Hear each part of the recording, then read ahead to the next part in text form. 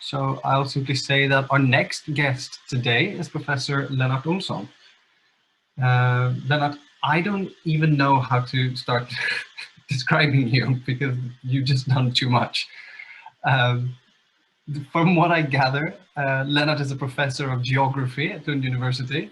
At least that's where he started. He's also a founding director of LUCSUS, which is the Center for Sustainability Studies, and been there since its inception in 2000 until was director until August 2016. Also a coordinator for a Linnaeus program called LUCID. He's had research positions in Australia, USA, and even Hong Kong.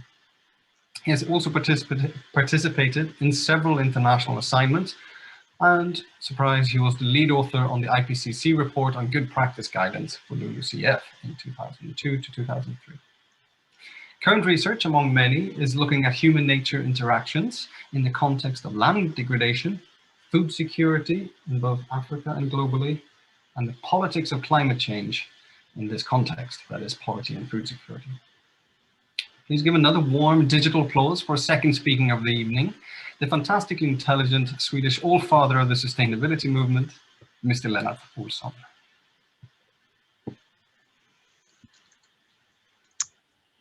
There was a lot of exaggerations, but I will. Thank you. It's always interesting to talk to people who are engaged and who want to change things in the world. Too many people, including people at higher education institutes, are not interested in radical changes. They are more interested in trying to tweak what is already existing. So that's I think it's nice to talk to Climate Students Lund. Okay, so I will talk about something very differently, but there will be a political twist to it. So I will share my screen and I will talk about something which I have called the role of food systems for addressing climate change short and long-term perspectives. And I will mainly talk about long-term perspectives. When I talk about long-term perspectives, we're talking about 2 to 3 decades rather than what should be done here and now. I often see, we talked about, or Magdalena talked about the SDG agenda in 2030. I actually find the SDG agenda often as a problem because it has meant, at least in research, because when you, has been a number of research calls where you're supposed to do research on or with the Agenda 2030 in mind, and it has sort of oriented a lot of research on fairly short-term changes. So that's why I think it's yeah, we are coming closer to 2030. So someday we will have to talk about beyond 2030. So first of all, when addressing climate change, there is a frequent use of a 3-letter word, which I think is very worrying. And that word is net. Countries say that we should be have net zero emission, we should be and carbon neutral, so forth. And that net is actually easy to sort of, it changes easily to not. Net is used very often when it comes to the land use sector, so forest and agriculture and so forth. But I will talk about food systems and especially agriculture. Of course, we eat more things than what comes from agriculture. We eat some fish as well and so forth, but most 90% of our food comes from agriculture in one way or the other. And it's estimated that between a quarter or even up to a third of the global emissions of greenhouse gases come from or can be attributed to the food system, or primarily agriculture. The higher figure, 30%, that is if you also count in the indirect land use change we have. So for example, deforestation of tropical rainforest because expansion of agricultural fields, growing soy or for grazing land. But it's a very, very large portion of the climate problem, but it's not really acknowledged or not really dealt with in an effective way, I would say. And talking about net, I mean, it's clear from the IPCC assessment, the 1.5 degree report, that reducing the fossil emission of greenhouse gases, unfortunately, it isn't enough. If we had started phasing out fossil emissions 20, 30 years ago, it would have been more than enough, but now it isn't. We need to do other things as well. And there is no better place to store carbon than in agricultural soils, because lots of this carbon in the atmosphere actually came from agricultural soils, and that's where it should be, and it makes it gives us a lot of benefits. So we're talking about these flows, very large flows of emission from land use, but also a lot of the sinks from that are taken up by land. And agriculture and forestry are the two economic activities that manipulate the land surface. And using forestry and agriculture, we can actually change these flows. I will talk about agriculture. First of all, how did we end up here? Because agriculture can be described as the most environmentally degrading activity humanity ever invented. And how did we end up here? We have been practicing agriculture for 10,000 years, but what has really accelerated the unsustainability agriculture, that is the 3 agricultural revolutions we have seen. The first one is, I mean, if we don't count sort of the Neolithic revolution 10,000 years ago, we're talking about more contemporary revolutions. The first one happened around 1900s, early 1900s, the Haber-Bosch method to manufacture nitrogen fertilizers from the air, which is an extremely energy demanding process itself, but also it means that we are wasting a lot of nitrogen in the fields, and much of that is actually going up to the atmosphere as nitrous oxide, which is a very potent greenhouse gas.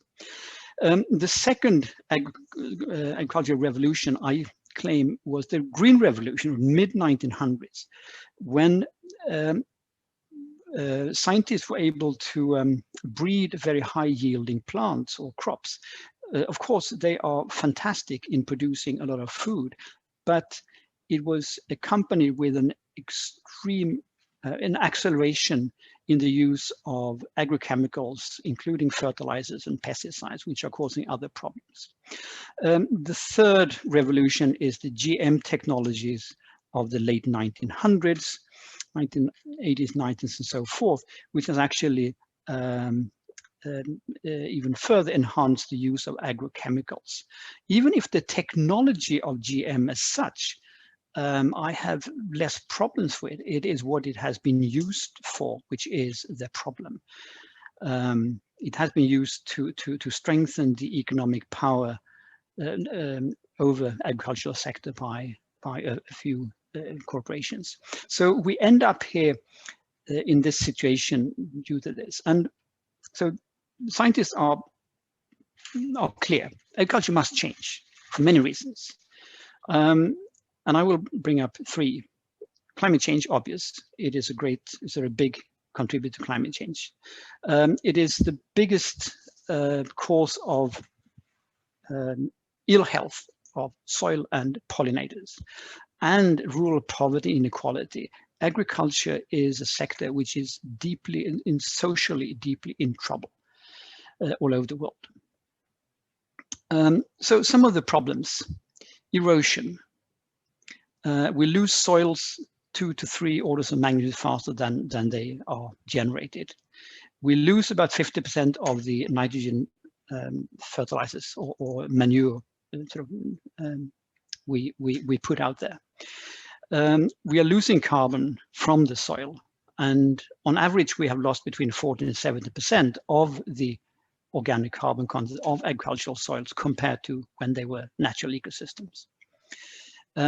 We have lots of weeds, and the way we treat or control the weeds is the biggest contributor to spreading toxic substances in the environment. and it is very energy demanding. In a conventional agriculture, a tractor pulling several tons heavy machinery is driven up to 10 times per year over the field. And what is the root problem here? And I claim that the root problem is that we are using annual crops. They need to be killed every year and restarted. And that is the core reason why agriculture is so devastating for the environment and such a big emission of greenhouse gases. We can do things with the current crops we have. 70% of the calories we eat come from annual crops. We can do things. We can grow better using simple principles, but we cannot really make this fundamental change that is necessary in the longer term. For that, we need to address the root problem, and that is that once upon a time, people started to domesticate annual plants, grasses, and legumes, and they became the mainstay of our food system, and they still are. And there is good reasons why they started to domesticate annual species. It was easy. It would probably have been impossible for them to domesticate anything else than annual plants. But now, with the incredible scientific advancement we have and technologies, we can restart agriculture and going back and find perennial plants that we can domesticate and use for agriculture. So perennial means that you sow them once, and then you harvest them, and they come back next year without sowing, and you harvest and so you drastically reduce the need for tilling the land. You drastically reduce the need for agrochemicals. If you grow them together with nitrogen fixing plants, they can be self-sufficient in nitrogen and so forth. So it's actually a vision of an agriculture where you can do without the seed industry, without agrochemical industry, and with drastically less machinery and diesel for driving, for fueling the tractor. So from an ecosystem point of view, you can see an agricultural field as an extremely disturbed ecosystem, where you turn the soil almost upside down once a year. And that is a wonderful environment for weeds. They like that. And that is one reason why it is so expensive to produce food, and also why we need subsidies and so forth. Anyhow, it's not social, it's also a problem for farmers. Here I show the development of the price that farmers are paid for what they produce. And here is the food grains in relative terms from 1980s onwards. And we can see that the price that farmers will get, they have gone down in half compared to 1980. But the input industry, or the external inputs have increased incredibly. Up here we have the seeds. They have gone up by 2.5, almost 3 times compared to 1980. And agrochemicals and fertilizers. And of course, if this gap is widening, that the farmers are getting less for what they produce, but they have to pay more for their external inputs. That is, of course, driving the agriculture in an increasingly unsustainable way. And so, but it's also, I would say, necessary from, it's not only desirable from an environmental point of view here and now, but also necessary from a longer term perspective. Because in the future, we expect that many of the current crops will be unfit for the climatic conditions when we come into, let's say, 2080, 2100, so towards the end of the century. Here we show sort of the general picture of what climate we can expect in terms of sort of being conducive for agriculture. So it shows dryness, which is And we can see the entire Mediterranean basin, for example, is one of the hotspots where climate is becoming hotter and drier. The Western United States, or Western North America, I would say, including Mexico, of course, the eastern part of South America, Southern Africa, Southern Australia. So some of these are really important food producing areas. So I think it's a necessity in the longer term to change the crops so that they can, so we can ensure food security at the end of the century. And the current crops, they have simply lost too many of their genetic diversity to be adjusted to these conditions.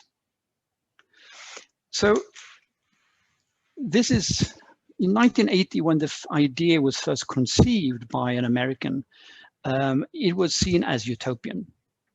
But the last 30 years have seen tremendous advances in actually domesticating perennial plants. Here shows a picture of the first ever perennial cereal. It's called kernside, compared with a winter wheat, not conventional wheat here besides. So here in the 1st September, there is no, it has just been planted, the wheat, and this kernza has been growing for 12 months, and it accumulates the root system year after year.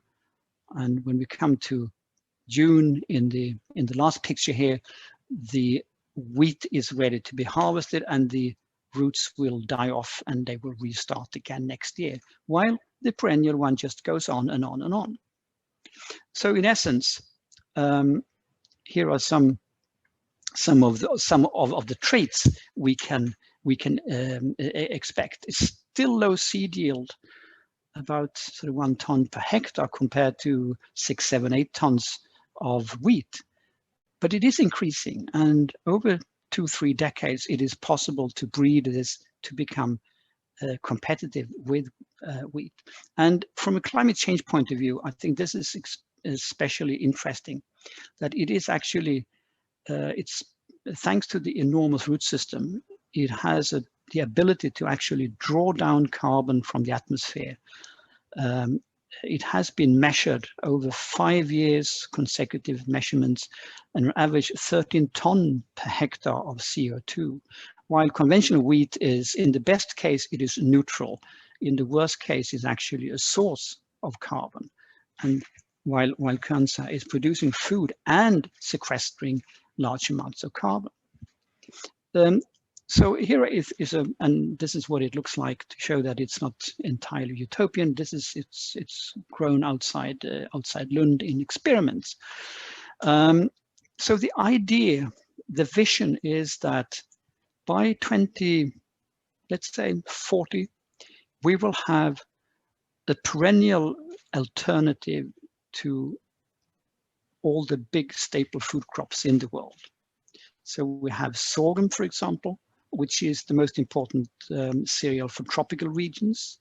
Barley is the most important cereals for northern regions, so northern Sweden, northern Scandinavia, northern North America.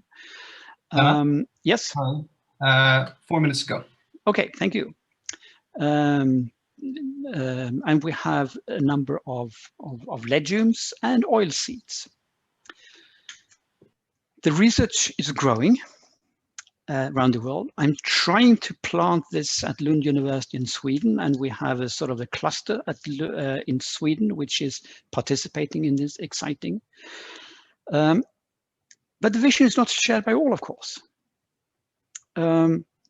So if we look at the agrochemical industry, for example, they thrive, of course, from the fact that we have so many problems of weeds.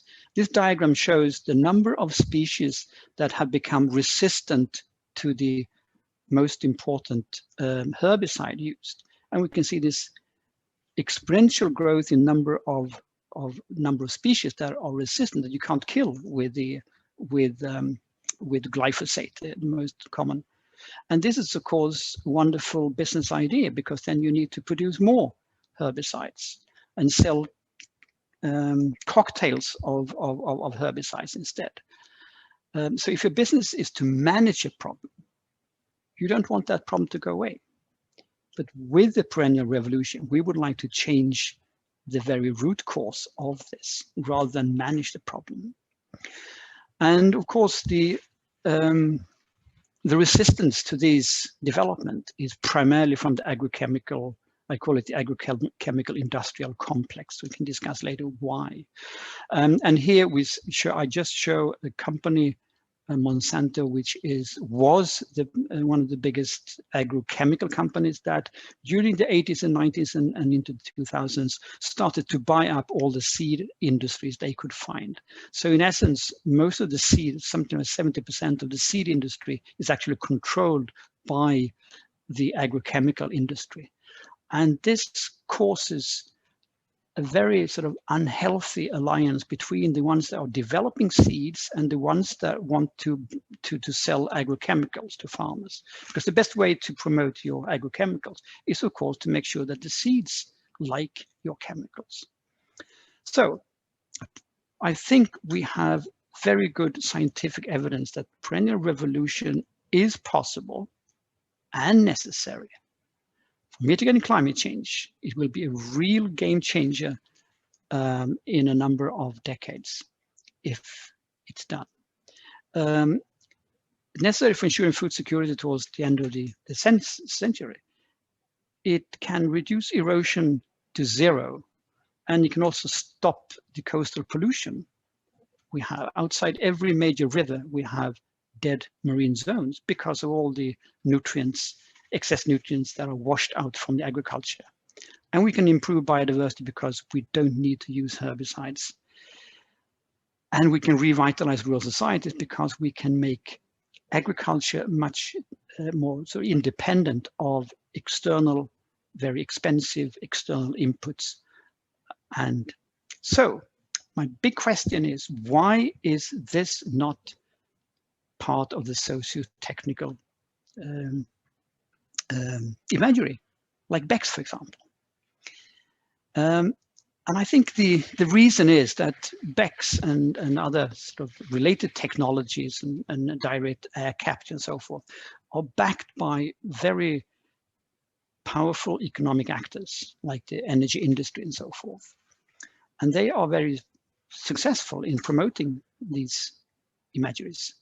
But this imagery, which is truly a game changer towards sustainability, will actually destroy some of the industries, namely the agrochemical industry. So therefore, it is not part of our sort of set of socio-technical imageries, and we would like to make it one.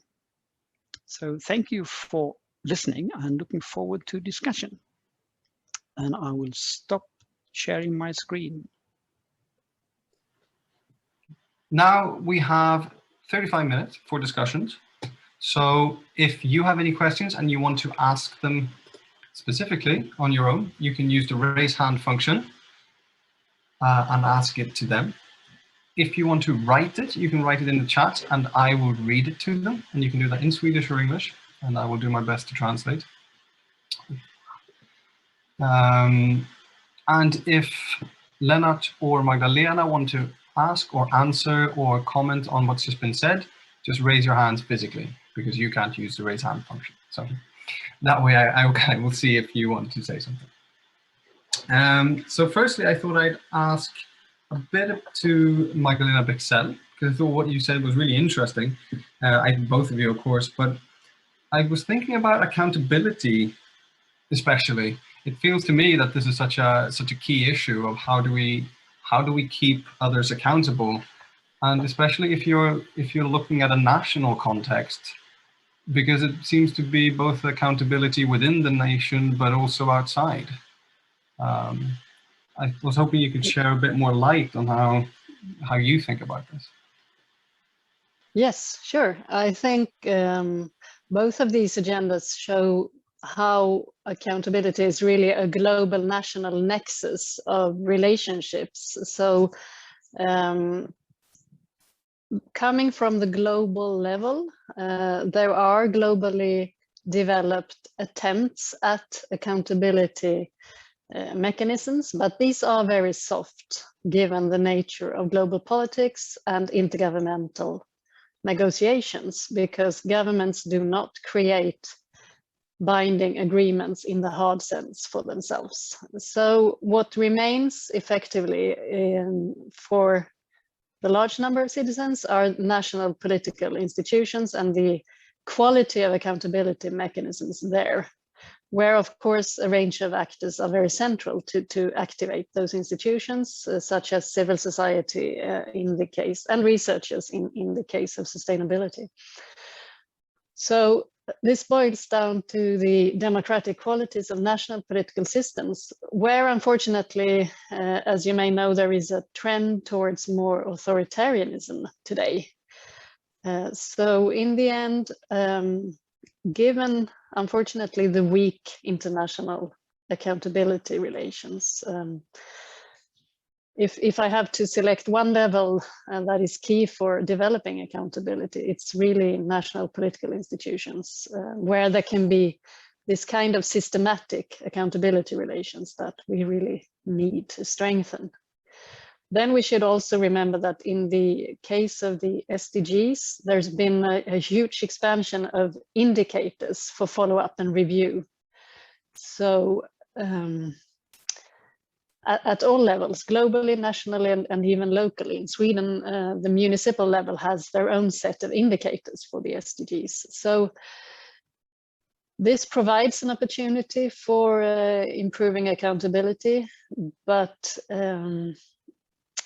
it remains to be seen if it's really in terms of political accountability, something that will be used more broadly by civil society and voters to hold governments accountable.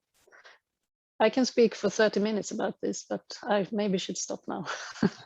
Well, thank you for the answer. I suppose a follow-up then, and I suppose, Lennart, I could bring you into that.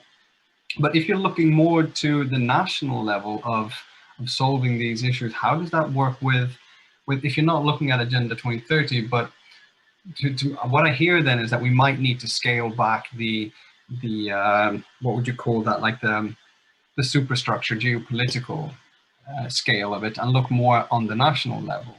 But sustainability and climate change is inherently global questions. So how do we balance this of working on national accountability and combine that with this international problem? I can briefly answer, and then Lennart can come in.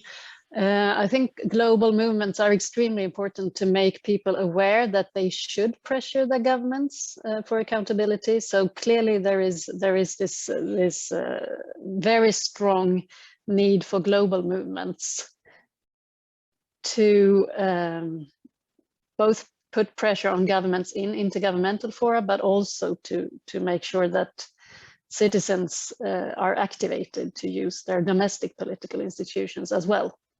But of course, many countries are not democratic, and in that case, global action is even more central than when it comes to democratic countries.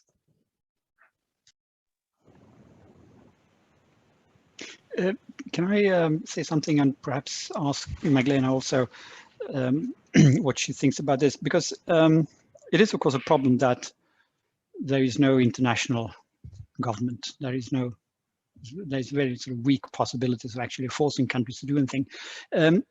During the, let's say 10, 15 years ago, there was a lot of discussion about the possibilities of using, for example, trade as a way of forcing countries to live up to their climate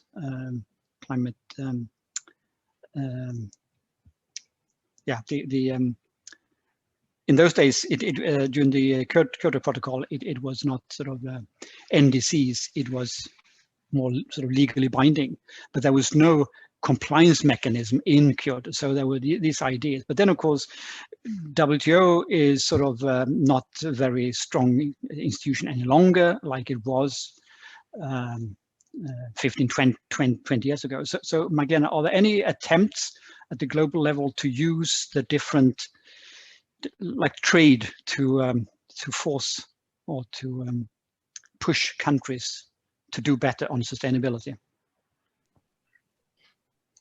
I'm not aware of specific trade initiatives that are so clearly linked to the 2030 agenda. So I'm afraid I cannot come up with examples like that on top of my mind. Rather, it's in terms of international development cooperation, where we see the 2030 agenda being very central in terms of how donor countries prioritize, but that's another matter, I would say. So I'm afraid I have no good examples on such connections, actually. And as you say, trade agreements are very slow in developing, and this whole global process around trade and connecting it to other issues has not advanced very much lately. So yeah. Okay. Yeah, thank you for that. I see your question also, Julianne. I will come to it shortly. Don't think I have missed you.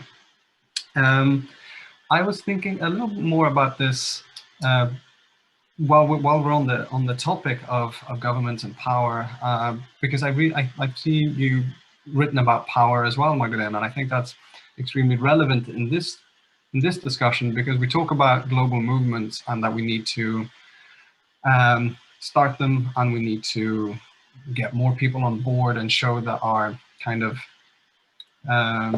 interest in changing things. But I tend to be worried about how power is kind of, where it's coming from and who is kind of, I think this is due to us recently reading a lot of Foucault and seeing that power structures are kind of weak, and you don't really know who to complain to if something is going wrong. So if I'm dissatisfied with how climate is being handled, who do I complain to? Do I go to my municipal office, or do I go to the national office, or my regional office, or the EU? And who do I turn to? Which person? It's more just like kind of bureaucratized. And so it makes it kind of difficult. And I'm not really sure what the question for that is, but I started thinking about it when you were talking about what you did. Well, I think you should address politicians, and ideally politicians should be driving this agenda. But there is, of course, an interplay between voters and politicians. So you have seen that strong global movements such as Fridays for Futures has had great impact on politicians as well, to be a bit bolder in some settings. But who do you turn to? Well, still, we have our political institutions that make the main decisions, and political parties are still important. So I would say, don't forget to engage in party politics, and to make sure that politicians drive this agenda.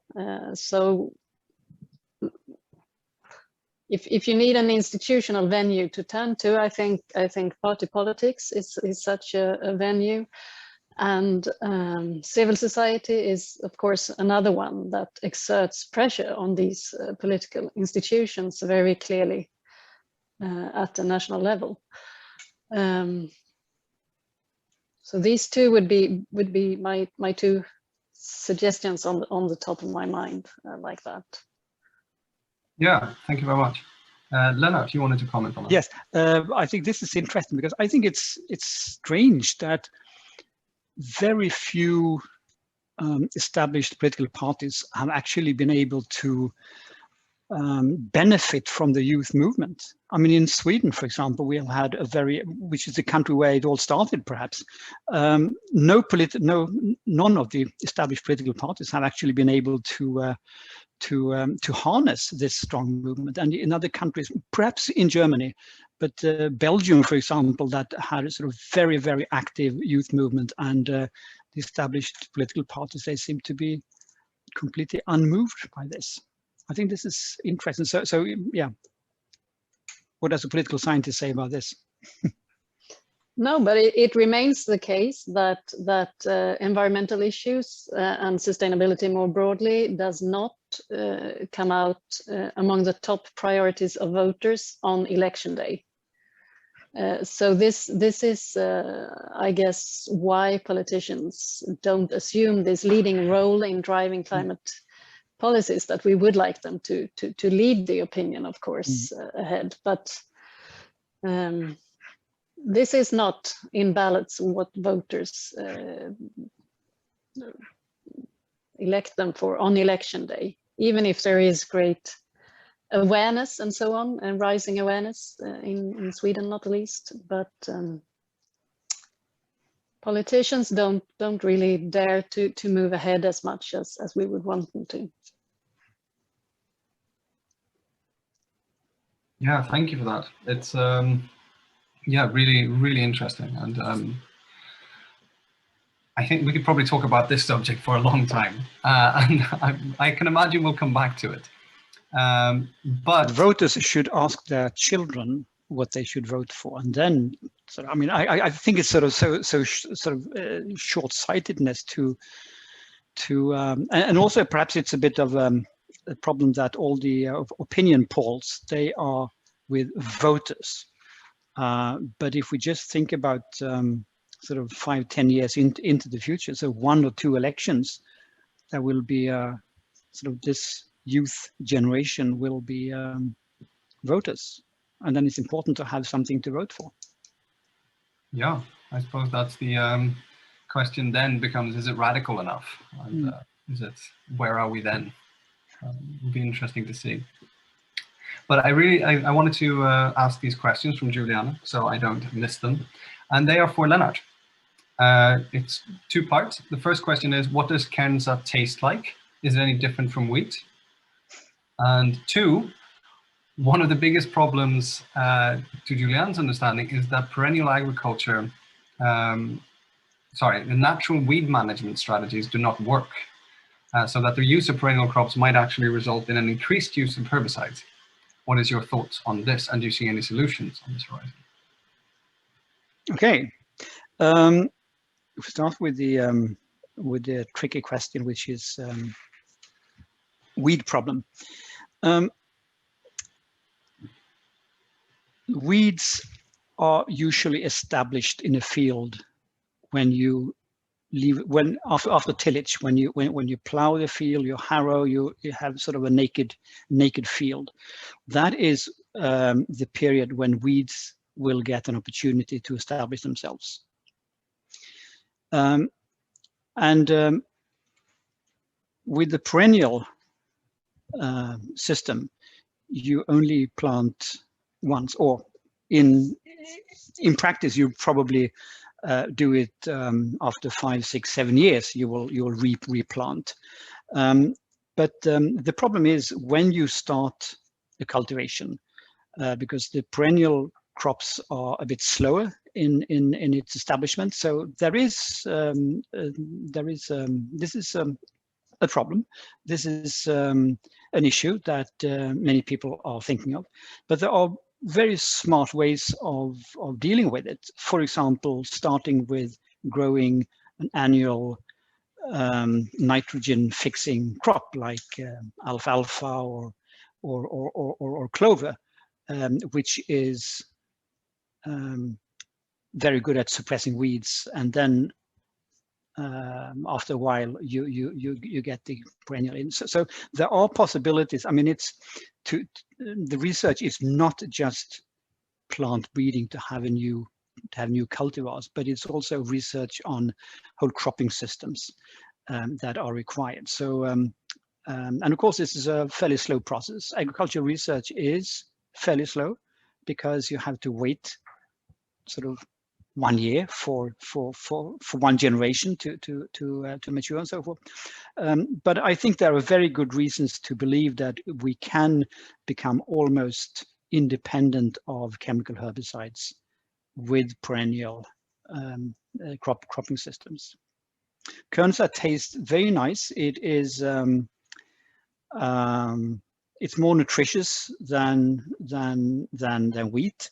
It is not as good rising. It has much less of the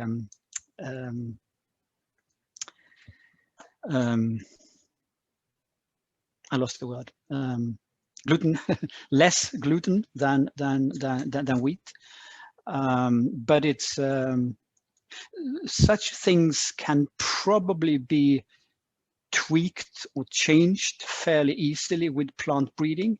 The big step is to sort of turn a perennial wild plant into a domesticated, so that it produces big seeds, seeds that are not shattered, seeds that can be harvested, and then changing traits like nutrients, taste, gluten can probably be done fairly easily. Do you see that as a GM solution or something that we will do the good old fashioned way? GM is one of the most misunderstood technologies, I think. Plant breeding is, of course, a kind of genetic modification, but it's something that we've been doing for 12,000 years. I think with the new technologies like the CRISPR, which has many, so most people have heard about the CRISPR technique. You sort of the limit between what is natural and what is synthetic sort of is really blurred, because they are using a natural mechanism that is sort of accelerated using technology. So as I see it, it is more what the technology is used for than the technology itself. So far, about 80% of the GM crops that have been released, they have been released for with commercial traits, favoring the seed company or the agrochemical company rather than the farmers. So I'm much more concerned about the power over the technology than the technology itself. I hear. Thanks for that.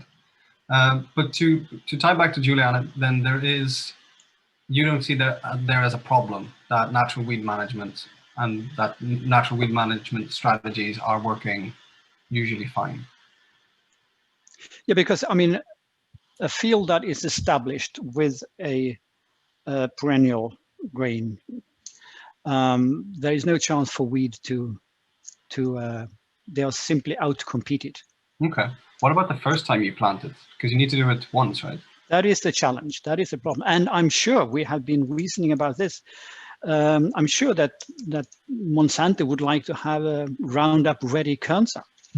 That would be logical from their point of view, but it would be sort of something that would not be the right way to go if you want to establish an agriculture that is as close to the functioning of a natural ecosystem as possible. All right, thank you. I have a question for Magdalena. The question is, are the international bureaucratic processes too slow to reach the SDGs? That's the question. Are the international bureaucratic processes too slow to reach the SDGs? It depends a bit on what you mean by international bureaucratic processes, I assume. If we think about this high-level political forum that the UN has created specifically for follow-up of the 2030 agenda, I don't think the problem is that it's too slow. The problem is that it's very weak. So it's more of a learning forum for governments as it's presented. Then, of course, there is the whole issue of financing implementation of the agenda, which was a huge issue of debate at its creation. And there was a separate agreement called the Addis Ababa Action Agenda to finance the 2030 agenda. And in that regard, we saw the usual north-south politics play out very clearly around how to formulate responsibilities for financing of the agenda. But it was very clear that responsibility was put at the national level, also in terms of financing. So yeah, no, I wouldn't say international bureaucratic processes are too slow, but they are too weak. Mm-hmm. Okay. Any solutions to that?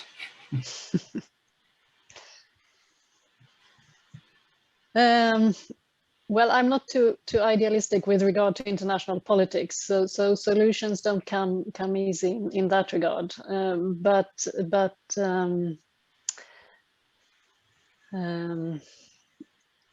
I guess as time passes and there are an increasing number of reviews and follow-up of how individual countries do with regard to fulfilling the SDGs, perhaps the political pressure will increase as the deadline approaches in 2030. Mm-hmm. And that kind of political pressure on countries, between countries, is really what may drive implementation forward. But now with the pandemic, there has also been a backdrop for all such attempts. So, yeah. Yeah. Complex issues. Yes, and I was also thinking about the time cycles, not the least with regard to what Lennart pointed out with the how long the foresight should be. So we deal with these 15-year cycles of these global policy visions. So, you know, the Millennium Development Goals and now the Sustainable Development Goals, and 15 years global policy cycle. And then we have the 4 to 5 year national politics cycles. And there is a large discrepancy between these, because if there is a new government, a government change after 4 to 5 years, then kind of the whole national process is often reorganized with a new government, and it kind of starts all over again, how to organize nationally these issues. And then we have what Lennart talked about, the much needed, much longer time perspective for many issues, not the least to address the root causes of problems. So now I forgot the question I'm talking about, but never mind. So yeah, that would be interesting to hear more about from your perspective as well, Lennart, I think, on these very different cycles. I think one reason, at least for the environmental goals, environmental challenges, one reason why it's so slow is that the mode of governance has become more and more voluntary. More and more of environmental governance is supposed to be done by the industry itself. And of course, there is one problem with that. If we simplify governance, saying that you have two possibilities, you can use incentives or disincentives, you can use penalties or incentives. But if you make it voluntary, you can only use one of them. You can only use incentives. You can't have industries punishing themselves. So a good example, I think, is tobacco. In tobacco, we've had a strong regulation. Tobacco companies have been forced to put these ugly pictures on the cigarette packages, that smoking kill and so forth. And you could never imagine the tobacco companies doing this voluntarily. And apparently it has been very successful. So in many cases, penalties or disincentives are much more powerful than incentives. But with predominantly voluntary governance, we can only use, they can only use incentives. And sometimes when it comes to food, we have this absurd situation that we have turned the principle of the polluter pays principle upside down. we know that it can be quite useful, quite effective to, if you put a price on pollution, that is a way to reduce it. Or we have it in carbon, I mean, in the European trading system, you're supposed to pay money for the more CO2 you emit, the more you have to pay for it. It was very successful in phasing out acid rain in the 1980s. But in food, we have it the opposite. We're supposed to pay more for the less polluting stuff.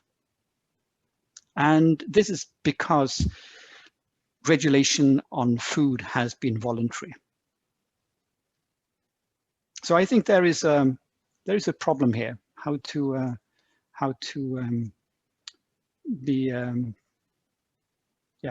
increase the power of politics in a world where more and more of the decision making has been handed over to voluntary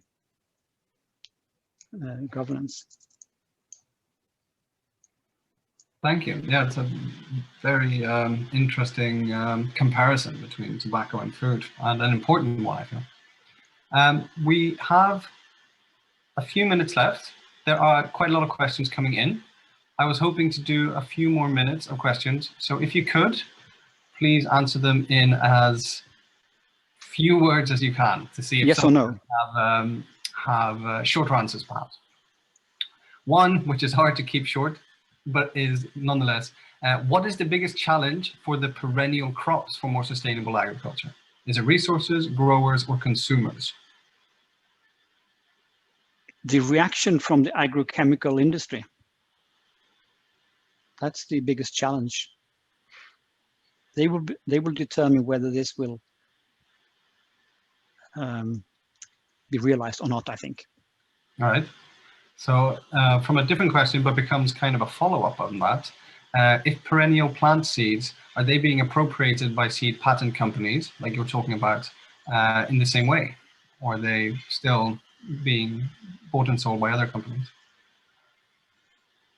That's one of the worries, but there are a number of mechanisms taken to prevent this, and I think that all the development so far is done by public institutions with private goods. Seeds should be private goods, and I think there are certain technological reasons why they cannot, or they are less attractive to be patented, because you will drastically reduce the need for buying seeds. Farmers don't need to go and buy seeds every year. So that's why there will be a very small market for seeds compared to now. And of course, the seed industry, I mean, put it like this: perennials crops is the dream of a farmer and the nightmare of a seed company. Makes you wonder why we're not doing it. I mean, there are certain technological, biological, also, if you look into the biological theory around it, it is sort of a kind of radical rethinking, which is against some of the ecological thinking, which is very important. So yeah, this is a long story, but it's partly a problem of the way the subject of ecology or evolutionary ecology is advanced. I think. So yeah, it is an interesting revolution from all kinds of perspective, both sort of theory of science and the politics of agriculture and so forth. Yeah, clearly. And it's also something that's not talked about nearly enough. I did not know about it before you talked to me about it, or last I heard it. So yeah, thank you for enlightening us about it once again. We have about 4 minutes left, and I was hoping that I could get a final comment or so from the both of you, saying, either if you've learned something today or what you found most interesting, or something similar, or just something you want to say before we end the meeting.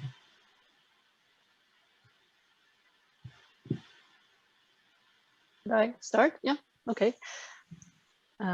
Yes, to me, as you noticed, I study this, the SDGs and the 2030 agenda as a steering instrument in its entirety, as a political instrument or a governance instrument at global and national levels. So to me, it's always very interesting to speak about this in concrete issue areas, like we have done here in the case of agriculture, because that's ultimately where these politics and tensions play out between different steering instruments and different political levels. So I always learn a lot when engaging with research in specific issue areas where all of these are in fact manifested more concretely. Thank you. Okay, so a final word for me, and I'm often puzzled by how different the discussion is within climate change in different sectors. So when it comes to how we are going to solve energy, for example, there are all kinds of ideas. There are a very, very large range of actors being engaged, both sort of public and private. When it comes to agriculture, which is actually responsible for up to 1/3 of all the emissions, there are very, very few actors. There is very little political interest, and tweaking the most degrading activity humanity ever invented, that's all they seem to be doing. There are no, on the political agenda, we see very, very little radical ideas. And from the private actors, we see a very big creativity when it comes to inventing euphemisms, like climate smart agriculture, smart intensification, and so forth. But they are mainly euphemisms for continuing with the current system. And I think it has to do with how agriculture is by nature a sector which is dominated by small actors, farmers. Okay, you have a few very large farmers, but something like 90% of the farmers are very sort of small scale, and with very little political clout. So I think there is something in it, the political organization of these fields. It's an interesting area to look into. Yeah, thank you so much for that. Also quite profound realization. To me, it's kind of hard to connect the two of you, because while it's a lot of similar things, they're very different. But I suppose one of the key takeaways for me is that in talking about SDGs and how hard they can be to solve, that thinking radically can somehow be a solution to something that you didn't think it was. Like I've been thinking now about how a perennial revolution could sort out a lot of the SDGs. And the same as you were mentioning in energy or similar fields, that trying to think radically different might be a solution that we hadn't considered, or it might be a solution to a problem that we didn't think it would solve. But I want to thank both of you very much for being here today. It's been lovely hearing both of you, and I'm sure I speak for everybody who is here and listen that it's been enlightening and inspiring. Wish I had flowers, or wish we had flowers to give you if this was in person. We do not, unfortunately. But thank you so much to both of you. And to the people who are listening, thank you. I have lots of flowers in my garden. I will pick one from you.